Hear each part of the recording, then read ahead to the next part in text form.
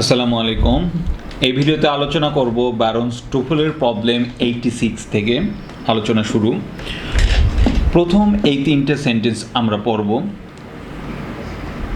This code is the same as that code, অর্থাৎ এই কোটের মতোই ওই কোডটি। এই সেন্টেন্সটা এভাবেও লেখা যায়, this code and that one are the same. আবার এভাবেও আমরা লিখতে পারি, দিস কোডস মানে ওই দুটি কোড আর দ্য সেম। একটি কথায় আমরা তিনভাবে লিখতে পারি। এটার মূলত যেভাবে পরীক্ষা আসে, কিভাবে লিখতে পারি সেটা বড় কথা নয়, পরীক্ষায় কিভাবে আসে সেটাই সবচেয়ে বড় কথা। এবং পরীক্ষায় কিভাবে আসলে আমরা অ্যান্সার কিভাবে করব সেটাই একটা রুলস। যখন আমরা শিখব আমরা তৎক্ষণাৎই শিখে নেব যে কিভাবে ওটা পরীক্ষায় আসে। এই রুলসগুলো কিভাবে পরীক্ষায় আসে, যেমন দ্য সেম অ্যাজ, এই দ্য সেম অ্যাজ না থেকে যদি থাকতো সেম টু বা দ্য সেম টু বা দে দেন সেম লাইক হতো না। কি লাগবে? এই ফ্রেজটাই লাগবে কি? The same as. Are the same as কোথায় বসে? মাঝে বসে, নাউনের পূর্বে। আর লাস্টে যদি বসায় তাহলে কিন্তু দ্য সেম বসবে। এখানে দ্য সেম অ্যাজ বসলে ভুল হয়। চুজ দ্য ইনকারেক্ট সেন্টেন্স বা চুজ দ্য কারেক্ট সেন্টেন্সের ক্ষেত্রে এখানে লাস্টে থাকবে দ্য সেম অ্যাজ, যদি থাকে সেটা ভুল হয়ে যাবে।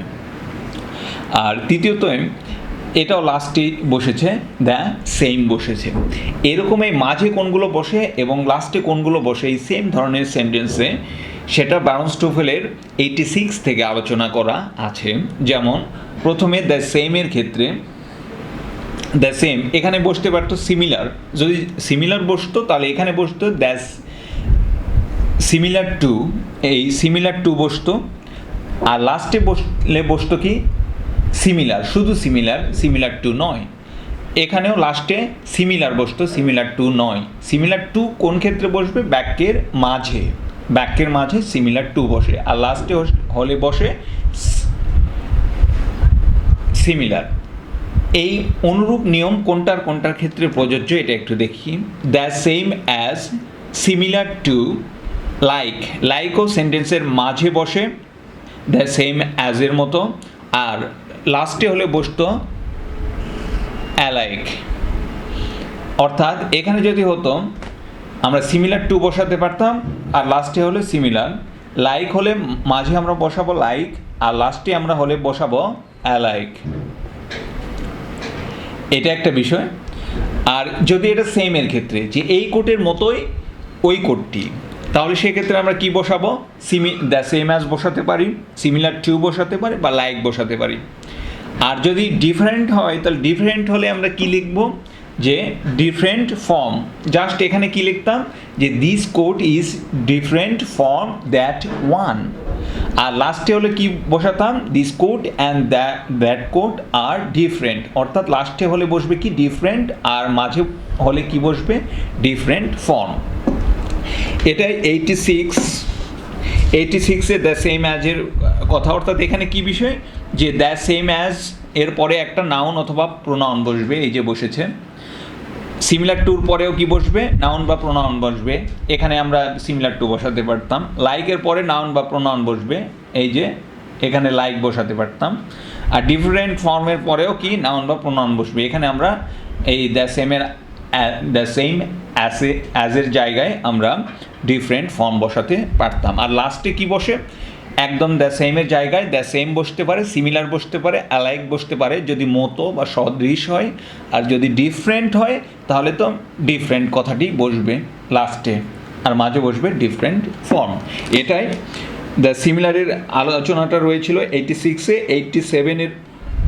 86-এ ছিল সেম অ্যাজের ব্যবহারটা, 87-এ ছিল সিমিলারের ব্যবহার, আর 88-এ ছিল লাইকের ব্যবহার, আর 89-এ যেটা ছিল ডিফারেন্টটা পরে ছিল। এটা আমি আগে এই যেহেতু এক রুলসে সেহেতু আমি আলোচনা করে দিলাম। আর 89-এ যেটা ছিল সেটা খুবই এতটা গুরুত্বপূর্ণ নয়, তারপরে একটা ব্যতিক্রমে একটা জিনিস আমাদের শিখতে হবে। আর এই রুলসের যদি কোনো বুঝতে সমস্যা হয় অবশ্যই কমেন্ট করে জানাবেন। আর চ্যানেলটি যদি সাবস্ক্রাইব না করে থাকেন এখনই করার আমন্ত্রণ রইল। আর এর আগের যে প্রবলেমগুলো সেগুলো যদি দেখে না থাকেন ডিসক্রিপশানে লিঙ্ক রয়েছে, অবশ্যই দেখে নেবেন। সব রুলসগুলো যদি আমরা ধারাবাহিকভাবে দেখা যায় তাহলে এটা খুবই সহজ মনে হয় এবং বুঝতেও ভালো হয়। সকল ইউনিভার্সিটি অ্যাডমিশন টেস্টের সব কোচিংয়েরই লেকচার শিটগুলো, এই সব লেকচার শিটগুলোতে এই রুলসগুলো থাকবেই, এগুলোই বোঝানো হয়। জবের সরাসরিও এই বই থেকে কোশ্চিন করা হয়, এরকম অনেক দৃষ্টান্ত রয়েছে, সরাসরি এখান থেকে কোশ্চিন করা হয়েছে, উঠিয়ে দেওয়া হয়েছে। সো ভেরি ভেরি ইম্পর্টেন্ট রুলগুলো। 89-এ যেটা ছিল সেটা খুবই সহজ একটা বিষয়, দ্য সেম অ্যাজ যেটা আমরা বললাম এখানে আমরা আলোচনা করেছিলাম সেটার রিলেটেডই, যেমন শি ইজ দ্য সেম। আমি বলেছিলাম যে দ্য সেম কথাটি লাস্টে বসে, একটু আগে বললাম যেটা, কিন্তু একটা ক্ষেত্রে মাঝে বসতে পারে, তারপরে অ্যাজ বসে। দ্য সেম তারপরে অ্যাজ বসবে, তারপরে যেটা যে শি ইজ দ্য সেম, যে এখানে যেটা ছিল জন, জনের মতোই সেম। কোন কোন ক্ষেত্রে দ্য সেম এখানে একটা অ্যাডজেক্টিভ বসবে, তারপরে অ্যাজ বসবে। এখানে স্পেসিফিক কিছু ওয়ার্ড বসানো যাবে, অন্য ওয়ার্ড বসানো যাবে না। সেই স্পেসিফিক ওয়ার্ডগুলো কি? সেগুলো হলো এইজ,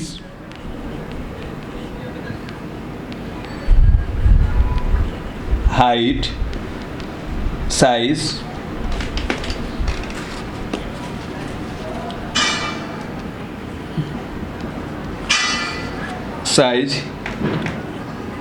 color, length আর ওয়েট। এই কয়টা নাউন আমরা বসাতে পারি, এই কয়টা নাউন বসাতে পারি। তাহলে কীরকম হতে পারে? He is the same height as John, বা he is the same age as John, বা এখানে দ্য সেম ওয়েট অ্যাজ বসতে পারে, দ্য সেম কালার অ্যাজ বসতে পারে। এই কয়টা নাউন আমরা এখানে বসাতে পারি। যে রুলসটা আমরা শিখেছিলাম যে দ্য সেম অ্যাজ একসঙ্গে বসে, কিন্তু একটা ব্যতিক্রম আমরা শিখলাম যে দ্য সেমের মাঝখানে একটা নাউন বসতে পারে। এই কয়টা নাউনের যে কোনো একটা বসতে পারে, তারপরে অ্যাজ বসে, তারপরে যার সঙ্গে তুলনা করা হবে সেটা বসবে, সেই নাউনটা বসবে। খুবই ব্যতিক্রম একটা নিয়ম, কিন্তু খুব ইম্পর্টেন্ট না, লেস ইম্পর্টেন্ট। এখান থেকে পরীক্ষায় কোশ্চিন খুবই কম হয়। তারপরে আমরা এই বিষয়টা জানলাম যে দ্য সেম অ্যাজ এর মাঝখানে কোন কোন ওয়ার্ডগুলো বসতে পারে, ব্যতিক্রম একটা বিষয়। তারপরে আমরা চলে আসবো 19-এ। 19 থেকে কোশ্চিন, 19 খুবই একটা সহজ বিষয়, এটা আমরা জানি। এটা জাস্ট আমরা যে ডিগ্রি পড়েছিলাম, ডিগ্রির ব্যবহারটা, যে অ্যাজ ডট ডট অ্যাজ যদি মতো বোঝায়, যে কারো মতো কিছু বা কারো সঙ্গে তুলনা মতো অর্থে যদি হয়, তাহলে সেক্ষেত্রে কী বোঝে? যেমন মতো হলে ওল্ড অ্যাজ, যেমন ওই সেন্টেন্সটাই যদি হতে পারতো, ওই সেন্টেন্সটি উদাহরণ আছে যে he is as old as John. তাহলে এই যে বয়সটা কি জনের মতোই সে বয়সের, সেম বয়সের, এই অর্থে এটা খুবই সহজ একটা বিষয় যে অ্যাজ ডট ডট অ্যাজের মধ্যে কোন অ্যাডজেক্টিভগুলো বসে, কোন অ্যাডজেক্টিভ বসে, সেটা হলো এখানে কিছু অ্যাডজেক্টিভের কিছু উল্লেখ আছে। এটা কোনো বিষয় নেই যেগুলোর উল্লেখ আছে, যেমন big, cheap, clear, cold, easy, hard, heavy, hot যেগুলো আছে একটু 19-এ দেখে নেবেন। আসলে এগুলো অ্যাডজেক্টিভ কোনগুলো হয় সেগুলো মনে রাখার আমার দরকার আছে বলে মনে করি না। যে কোনো অ্যাডজেক্টিভ এখানে ঢুকতে পারে এবং তুলনা বোঝানো হতে পারে অ্যাজ ডট ডট অ্যাজের ক্ষেত্রে। আর একটা আমরা যেটা জানি সো ডট ডট অ্যাজ, এরকমই। কিন্তু সোর ক্ষেত্রে কি হয়, সো নেগেটিভের ক্ষেত্রে, যেমন শি ইজেন্ট, এ নেগেটিভ যদি হয়, এখানে ছিল অ্যাফার্মেটিভ ছিল সেই জন্য অ্যাজ, আর নেগেটিভ হলে কিন্তু সো বসে। আমরা কিন্তু ইন্টারমিডিয়েটে পড়েছি সো ডট ডট অ্যাজ অথবা অ্যাজ ডট ডট অ্যাজ, এটা কিন্তু ভুল। অ্যাফার্মেটিভ হলে আমরা কি দিব, ইজ দিব, আর নেগেটিভ হলে সো দিব, এটা একটা বিষয়। তারপরে আমরা চলে আসি 91-এ যেটা ছিল সেটা আমরা পড়ে ফেলছি, যে ডিফারেন্ট এবং ডিফারেন্ট ফর্মের উদাহরণ। খুবই সহজ একটা বিষয়, আমরা এটা অলরেডি শিখে ফেলছি। আর 92-এ যেটা আছে ডিফার ফর্ম, 92-এ আছে ডিফার ফর্ম। এটা কি ডিফার ফর্ম? ডিফারেন্ট যেটা ছিল, ডিফারেন্ট ফর্ম আর ডিফার ফর্মের মধ্যে পার্থক্য কি? ভার্ব হলো ডিফার আর অ্যাডজেক্টিভ হলো ডিফারেন্ট। এটাই, যখন ভার্ব লাগবে আমরা ডিফারেন্ট ফর্ম দিব, আর যদি অ্যাডজেক্টিভ লাগে আমরা ডিফারেন্ট দিব। এটা খুবই সহজ একটা বিষয়, জাস্ট এটা জানবেন। এটা ভার্ব, একটা সেন্টেন্স হলে ডিফার দিয়ে আমরা করতে পারবো। আর ডিফারেন্ট শুধু কিন্তু একটা সেন্টেন্স তৈরি করতে পারবে না, অবশ্যই তার পূর্বে একটা ভার্ব লাগবে। লেস ইম্পর্টেন্ট, পরীক্ষায় নিয়ে আসে না, জাস্ট জেনে রাখবেন যে অ্যাডজেক্টিভ হলো ডিফারেন্ট আর ভার্ব হলো ডিফার। আর 93 খুবই সহজ একটা বিষয়। সেন্টেন্স একটু দেখেন, এই সেন্টেন্সটা একটু পড়েন, পড়লেই বুঝবেন।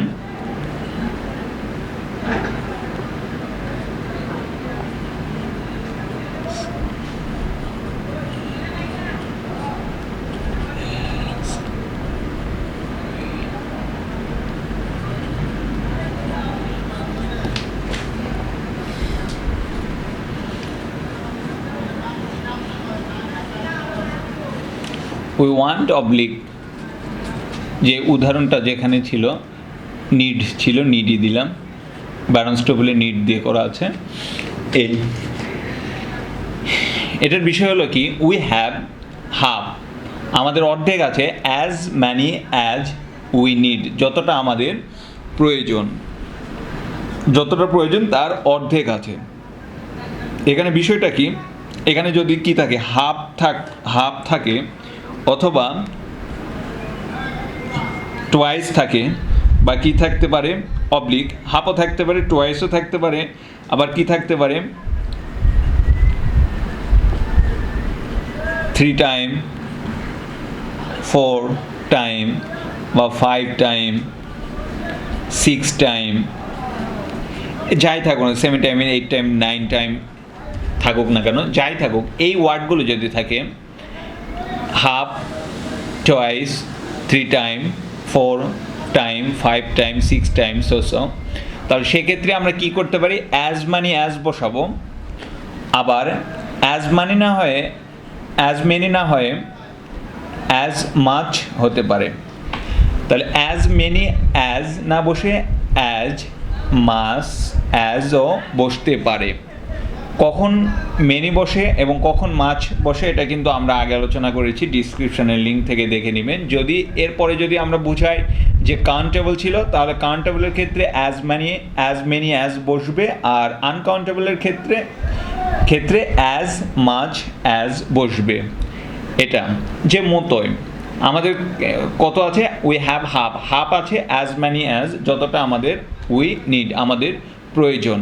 অর্থাৎ এখানে আমাদের মনে রাখতে হবে কি, যে হাফ, টোয়াইস, 3 টাইম, 4 টাইম, এই ওয়ার্ডগুলো যদি এখানে থাকে, তারপরে অ্যাজ ম্যানি অ্যাজ অথবা অ্যাজ মাচ অ্যাজ বসে। পরীক্ষায় কীরকম থাকবে, এক পাশে অ্যাজ থাকবে, পরের পাশে অ্যাজ থাকবে না, তাহলে কিন্তু ভুল হয়ে যাবে। শুধু অ্যাজ থাকলেও হবে না, আবার যদি থাকে we have half then we need, এখানে যদি এটা না দিয়ে কি থাকবে, যে দেন থাকবে। যদি দেন থাকে তাহলে এটা কিন্তু ভুল হয়ে যাবে, কি থাকতে হবে, অ্যাজ ম্যানি অ্যাজ অথবা অ্যাজ মাচ অ্যাজ। এটাই ছিল বিষয়, খুবই সহজ একটা বিষয় যে অ্যাজ ম্যানি অ্যাজ। অবশ্যই এই ওয়ার্ডগুলো থাকলে, এই ফ্রেজগুলো হাফ, টুয়াইস, 3 টাইম 4 টাইম যদি থাকে, তারপরে অবশ্যই অ্যাজ ম্যানি অ্যাজ অথবা অ্যাজ মাচ অ্যাজ বসবে, নয়তোবা ভুল।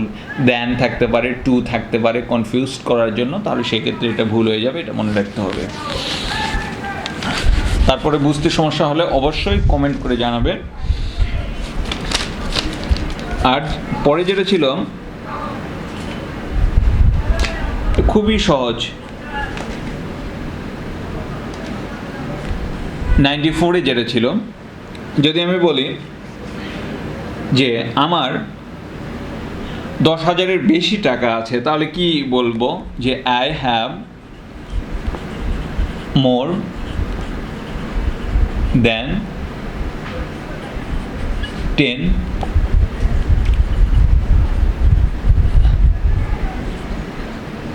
10,000 রুপি বা টাকা।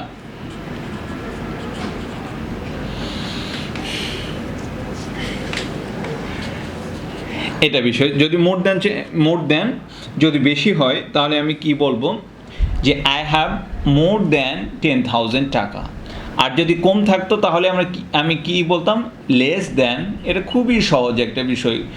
বেশি থাকলে মোর দেন 10,000, আর যদি এখানে 10,000, এখানে কিন্তু পরীক্ষায় থাকতে পারে থাউজেন্ডস, এস যুক্ত, যেহেতু 10 তারপরে থাউজেন্ডের সঙ্গে এস যুক্ত, এটা কিন্তু ভুল হয়ে যায়।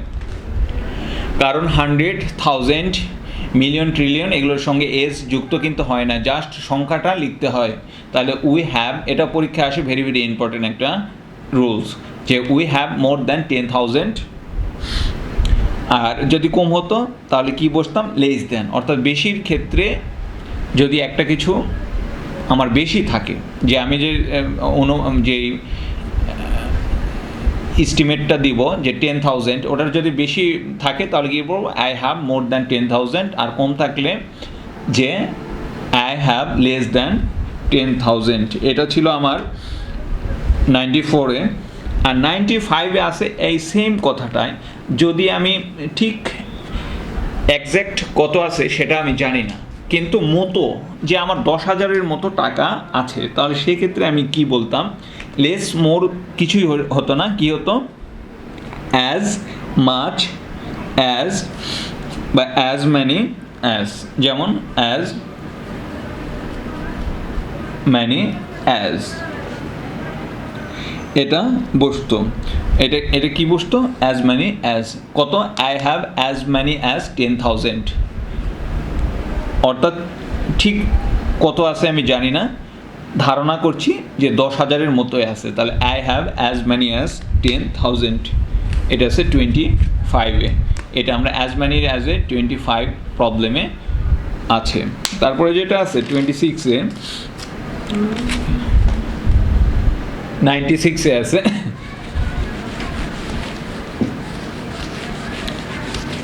95 আলোচনা করবো। 96 আমরা ডিগ্রিতে চলে আসব। খুবই সহজ বিষয়, আমরা পড়েছি ডিগ্রি, এটা আমরা ক্লাস 6-এ ডিগ্রি পড়েছি, বা কম্প্যারিজন অফ অ্যাডজেক্টিভ আমরা যেটা বলি, কম্প্যারিজন অফ অ্যাডজেক্টিভ, যেই নামেই ডাকি না কেন, খুবই সহজ একটা বিষয়। যে ডিগ্রি কত প্রকার আমরা পড়েছিলাম, যে পজিটিভ, কম্পারেটিভ অ্যান্ড সুপারলেটিভ। আমরা আর এখানে 96-এ সর্বপ্রথম যেটা নিয়ে আলোচনা করা আছে সেটা হলো কম্পারেটিভ ডিগ্রি। কম্পারেটিভ ডিগ্রিটা কি, যেমন she is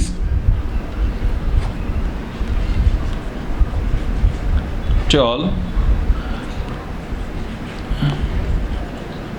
she is taller than অনু। তাহলে she is taller than অনু, এটার মূল বিষয়টা কি, সে একটা তুলনা বোঝাবে। তুলনাটা কি, she is taller than অনু, সে অনুর চেয়ে লম্বা, টল। সাধারণত কম্পারেটিভের অ্যাডজেক্টিভ এটা কম্পারিজম অফ অ্যাডজেক্টিভের একটা তুলনা। এই টল থেকে টলার হয়ে গেছে। টলটা যদি হতো, এটা কি ছিল? Positive form. আর এটা কম্পারেটিভ হলো টলার, তাহলে পজিটিভ থেকে আর যুক্ত করে আমরা টলার করেছি। আর যদি আমরা সুপারলেটিভটা একটু পরে আলোচনা করি, এটা তাহলে আর যুক্ত করলে কম্পারেটিভ ফর্ম হয়। আর কিছু কিছু আবার যদি 2 সিলেবালের বেশি হয় তাহলে কি হবে, যেমন বিউটিফুলের ক্ষেত্রে আমরা আর যুক্ত করি না, কি করি? মোর। এটা কিসের ক্ষেত্রে? কম্পারেটিভের ক্ষেত্রে। আর মস্ট করি কিসের ক্ষেত্রে? মোস্ট বিউটিফুল, তার আগে অবশ্যই দি লাগে, সেটা কিসের? সুপারলেটিভের ক্ষেত্রে।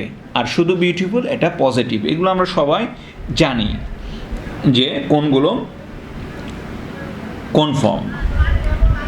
তাহলে টল আর যুক্ত করলে টলার, আর যদি এটা বিউটিফুল 2 সিলেবল সেই জন্য মোর কথাটা যুক্ত করলাম। আর যদি সেটা কিছু কিছু আছে যেমন গুডের ক্ষেত্রে কিছু যুক্ত করলেই হয় না, এটাকে সরাসরি কি করতে হয়? বেটার, আলাদা একটা ওয়ার্ড যুক্ত করতে হয়। এগুলো সবাই আমরা জানি, এটা খুবই সহজ একটা বিষয়। তাহলে কম্পারেটিভ ফর্মটা আমরা বুঝলাম। তারপরে কি কম্পারেটিভ ফর্ম? যে ওয়ার্ডটা টলের কম্পারেটিভ ফর্ম টলার, তারপরে দেন বসে, দেনের পরে একটা নাউন বা প্রোনাউন বসে যার সঙ্গে তুলনা করা হচ্ছে। এক্ষেত্রে আরেকটা জিনিস মনে রাখতে হয়, ভেরি ভেরি ইম্পর্টেন্ট। যেমন এখানে যদি হিম দিতাম, এটা কিন্তু হতো না। এখানে অবজেক্টিভ ফর্ম বসে না, এখানে কিন্তু অবশ্যই সাবজেক্টিভ ফর্ম বসাতে হয়। অর্থাৎ হিম না বসে হি বসতো, মি না বসে আই বসতো। অর্থাৎ দেনের পরে সাবজেক্টিভ ফর্ম বসে প্রোনাউনের subjective form, objective form, possessive form, double possessive form সম্বন্ধে যদি ভিডিওটা না দেখে থাকেন তাহলে অবশ্যই ডিসক্রিপশানে দেওয়া লিঙ্ক থেকে দেখে নেবেন প্রোনাউনের উপরের প্রবলেমগুলো, তাহলে ইনশাল্লাহ এটা সব পারবেন, খুব সহজেই পারবেন। তাহলে দেন অনু যেটা ছিল, এটা হলো আমাদের কম্পারেটিভ ফর্ম। এই কম্পারেটিভ ফর্মটা আলোচনা করা আছে 96-এ। আর 97-এ আছে জাস্ট সুপারলেটিভ ফর্ম। এটা যদি সুপারলেটিভ ফর্মটা কি হতো? এটা তুলনা বোঝালে কারো চেয়ে বেশি বা কারো চেয়ে কম হলে এটা হয় কম্পারেটিভ ডিগ্রি। আর সুপারলেটিভ ডিগ্রি সবচেয়ে বেশি বা সবচেয়ে কম বা তুলনায় উৎকৃষ্ট বা সবচেয়ে কিছু যদি প্রায়োরিটি দেওয়া হয়, সবচেয়ে বেশি বা কম, সেক্ষেত্রে সুপারলেটিভ ডিগ্রি ব্যবহার করা হয়। যেমন এটা অনুর সঙ্গে তুলনা করা হয়েছে। আর সে যদি সবার চেয়ে লম্বা হয়তো তাহলে কী হতো? He is the tallest girl in the class. এই দ্য বসলো, টলের সঙ্গে ইএসটি যুক্ত হলো, tallest girl in the class. আর এটা যদি বিউটিফুল থাকতো তাহলে কি হতো? ইএসটি যুক্ত করে আমরা কি করেছিলাম? সুপারলেটিভ। আর বিউটিফুল যদি থাকতো তাহলে কিন্তু ইএসটি যুক্ত করলে হতো না, কি হতো? দ্য মোস্ট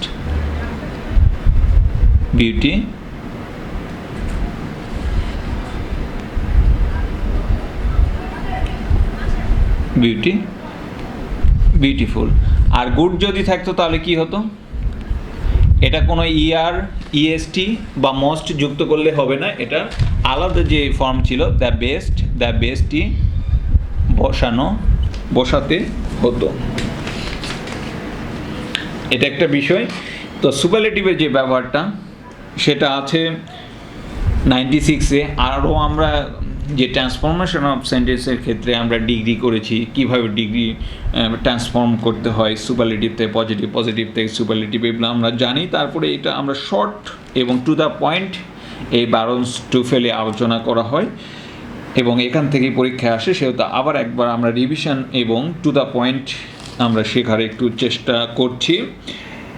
তারপর 97-এ যেটা আছে,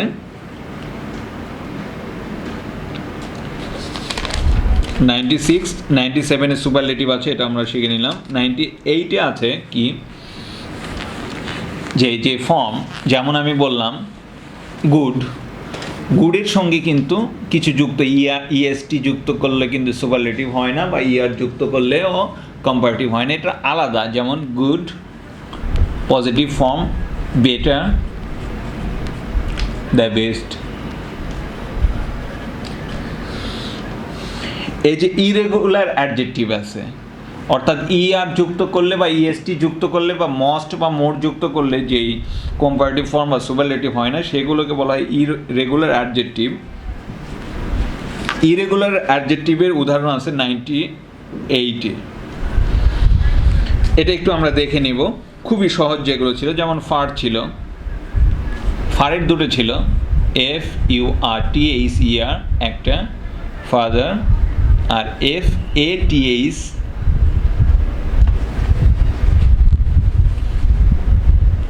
একটা ইউ আর একটা এ, ফারের দুটা। তাহলে এক্ষেত্রে যেটা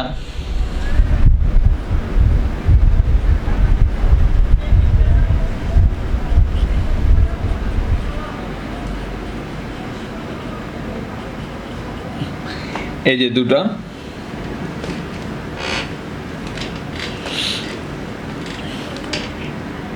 এটা যদি বোঝায় আবার, যেমন আমরা বলি যে ফাদার সেইড, তাহলে ফাদার সেইডের ক্ষেত্রে এটা বসবে যে আবার বললো, আবার বা বারংবারের ক্ষেত্রে FUR, আর FATHER ফাদার, এটা হলো দূরত্বের ক্ষেত্রে এটা বসে। আরও যেগুলো ছিল, যেমন আর একটা যেমন ছিল মেনির ক্ষেত্রে কি হবে, মোর, আর সুপারলেটিভ হবে দ্য মোস্ট। আবার মাছের ক্ষেত্রে কি হবে, যে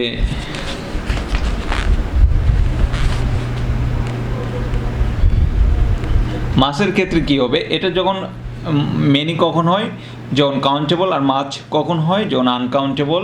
মাছেরও কিন্তু কম্পারেটিভ ফর্ম মোরই আর মোস্টই, অর্থাৎ মোর এবং দ্য মোস্ট, এগুলো কিন্তু কাউন্টেবল এবং আনকাউন্টেবল দুটার পূর্বেই বসে। খুবই সহজ একটা বিষয়। আর একটা বিষয় এখানে যেটা ছিল, যেগুলো ইরেগুলার, পরীক্ষা কিন্তু ইরেগুলার থেকে আসে, যেমন লিটলের কম্পারেটিভ লেস, আর সুপারলেটিভ হলো লিস্ট। এগুলো আমরা জানি, তারপরে দেখে নেব যেগুলো ইরেগুলার অ্যাডজেক্টিভ আছে, অর্থাৎ আর যুক্ত করলে কম্পারেটিভ করা যায় না, বা ইএসটি যুক্ত করলে কম্পারেটিভ করা যায় না, সেই ইরেগুলার অ্যাডজেক্টিভগুলো আমরা দেখলাম। খুবই সহজ একটা বিষয়, এগুলো আমরা ইন্টারমিডিয়েটে বা 9-10-এ পড়ে এসছি।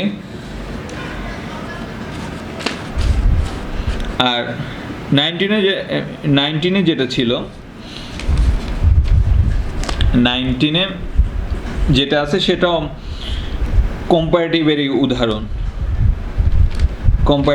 উদাহরণ, এটা আমরা আলোচনা করে আসছি অলরেডি। আর 100-এ যেটা আছে, ভেরি ইম্পর্টেন্ট, সবচেয়ে গুরুত্বপূর্ণ 100।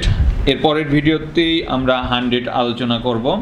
খুবই গুরুত্বপূর্ণ এবং সবচেয়ে গুরুত্বপূর্ণ বলা যায়। এটা পরীক্ষায়, বিসিএস পরীক্ষায়ও আসছে এবং ইউনিভার্সিটি অ্যাডমিশন টেস্টে বহুবার আসছে, এবং প্রতি বছরই কোনো না কোনো ইউনিভার্সিটিতে এই 10 থেকে কোশ্চেন করা হয়। এটা পরবর্তী ভিডিওতে করব। এই পর্যন্ত যেই কটি প্রবলেম নিয়ে আলোচনা করলাম, এতে বুঝতে কোনো সমস্যা হলে অবশ্যই কমেন্ট করে জানাবেন। আর এর আগের প্রবলেম যেগুলো যদি না দেখে থাকেন, অবশ্যই ডিসক্রিপশানে দেওয়া লিঙ্ক থেকে দেখে নেবেন। আর চ্যানেলটা যদি সাবস্ক্রাইব না করে থাকেন, এখনই করার আমন্ত্রণ রইল। Your subscription is my inspiration. Thank you.